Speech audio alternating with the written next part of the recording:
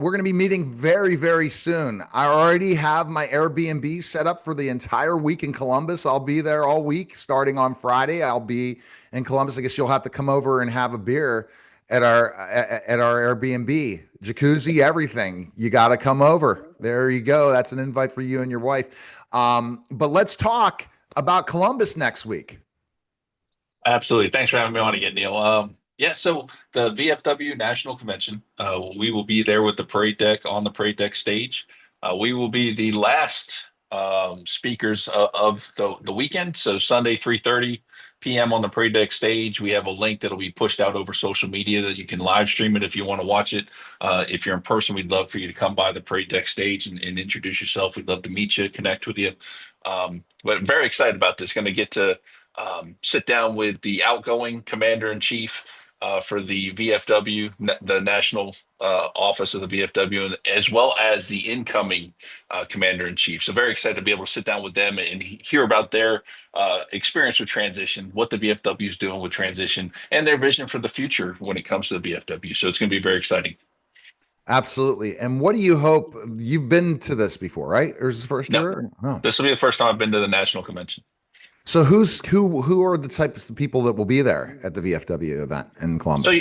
you'll have a bunch of the VFW leadership from around the world coming in for this at different levels. Because as you go through the VFW, you have the post level, which is where you meet locally, and then you have the district and state and things like that. So you're going to have people from all different levels of the VFW coming in for this to experience it. So it's going to be exciting to meet people at different levels and see who's doing what and just hear some of the amazing stories that are going to be out there. Absolutely.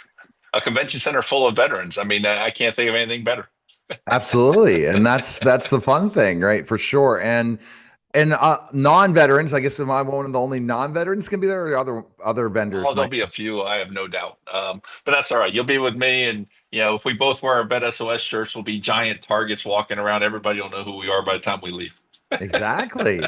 Yeah, I will remember to pack that reminder. Thank you, because I love that shirt, by the way.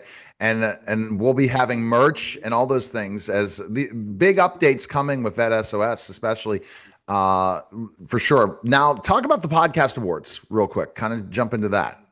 Yes, so the Parade Deck is running the Veteran Podcast Awards.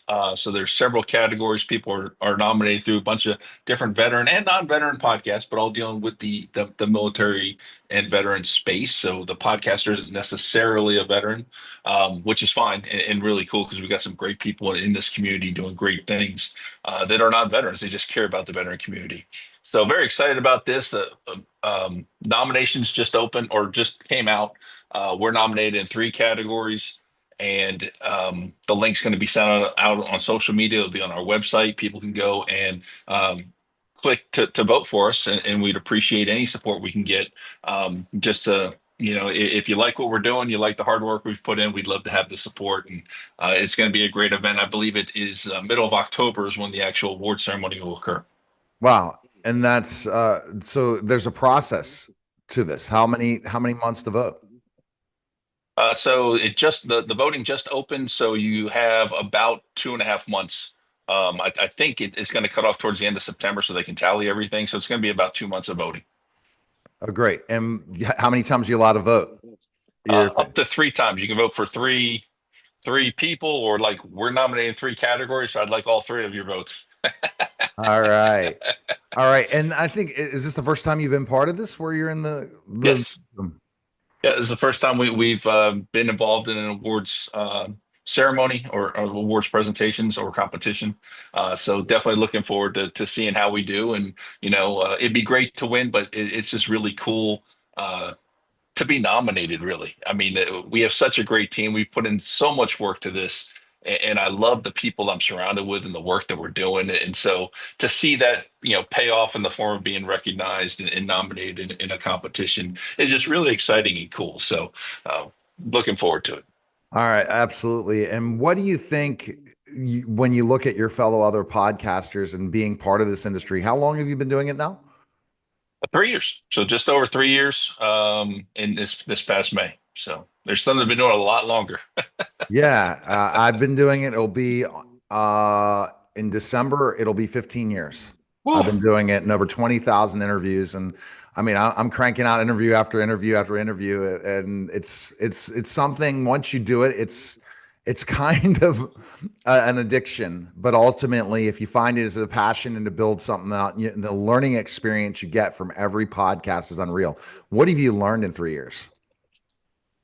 Oh, well, first of all, I learned that Murphy is going to show up often, and you have to roll with the punches. He likes to show up and mess with you on recording days. Two, learned about great organizations and great people, really doing amazing things to help our community, which is really cool.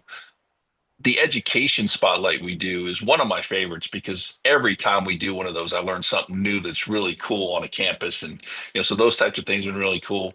And then ultimately, just the fact that we've been able to reach and help some people has really been inspiring and really just warms your heart, because that's why we set out to do, was to be able to educate and teach people about what's out there for them and help them find their way in the military transition. So being able to actually do that and hearing feedback from people saying that we've done that has really been inspiring, and and I can't complain about the team. The team that we have, I absolutely love them. They do amazing work.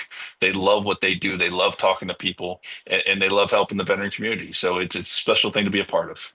I really agree with you. And it's something that the stories that you get from all the different shows that we've highlighted, all the different shows once you've been on this podcast, the radio show, I mean, radio show, podcast, television, whatever, of what we do and these interviews. But I mean, it's unreal.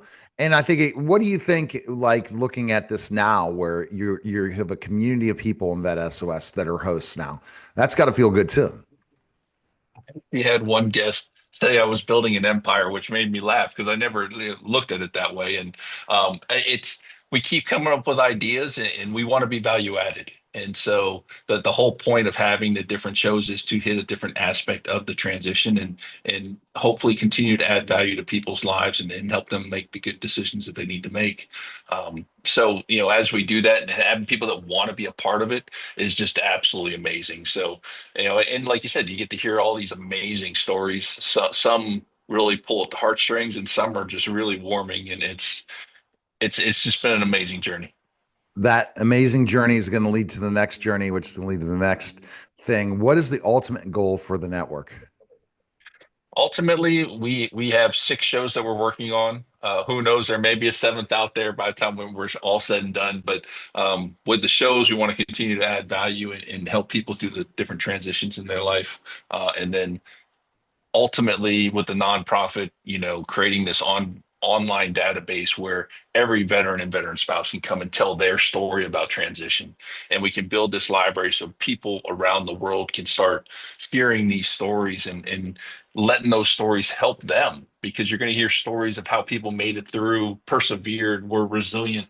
You're going to hear what resources they use. You're going to hear, how they overcame struggles that you yourself may be going through. And this is going to be, I think, really good to help our community as a whole, and help people that we never even know we were helping, because they can just log on and watch these videos. All right. Best place to go.